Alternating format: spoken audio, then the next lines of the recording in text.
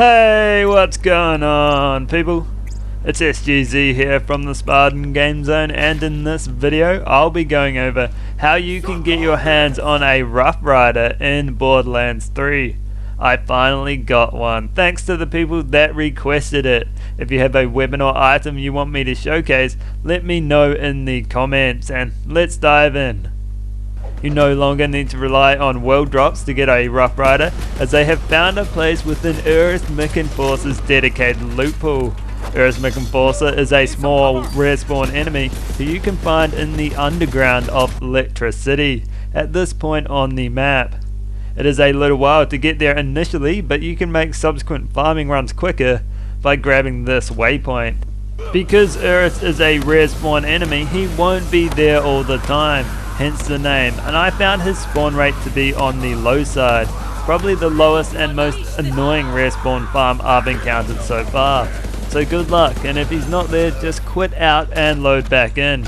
However, you can guarantee he will spawn at first by checking this wall in Sanctuary and grabbing his kill quest. Quests here randomly appear and will refresh once you complete one. So each time you're in Sanctuary, make sure to check the wall in case you have his kill quest.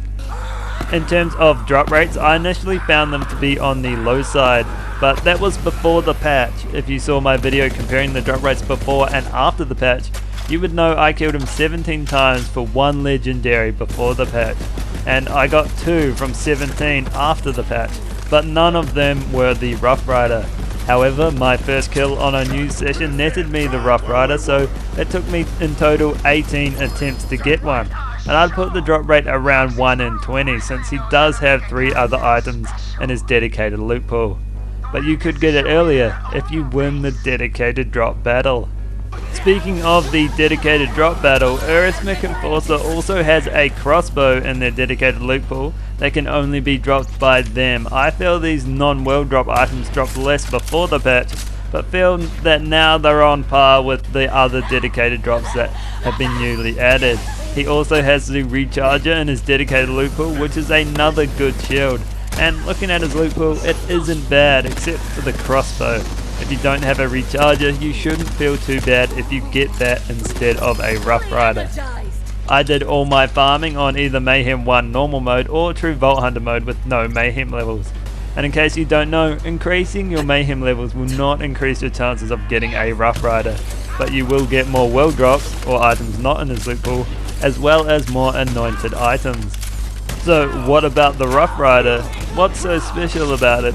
Is the toaster plugged in? Well, the Rough Rider is quite a unique shield, possibly the most unique out of the lot. This is because it doesn't have any capacity. So, is it even a shield, you ask? Instead of shield capacity, it grants you more health and damage reduction. It boosts your health by 35% and reduces all incoming damage by 23%. It can also give you some other bonuses, but these are the ones you will see on every Rough Rider. Because it has no capacity, any passive abilities your character has that trigger when your shield is inactive will be active all the time. This can be very useful if you're playing as Zane and pair it with an Infiltrator class mod, where you will always feel its full benefits.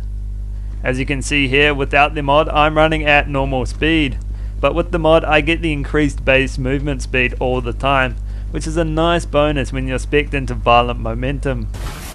You will also have the benefit of extra damage always, and it's a good way to up your DPS. We all know Zane could use a little help. Overall, the Rough Rider is a unique shield that has the ability to up your character's damage and effectiveness when you pair it with complementary items and abilities. So that's all for this video. Let me know down in the comments if you have another weapon or item you'd like me to showcase.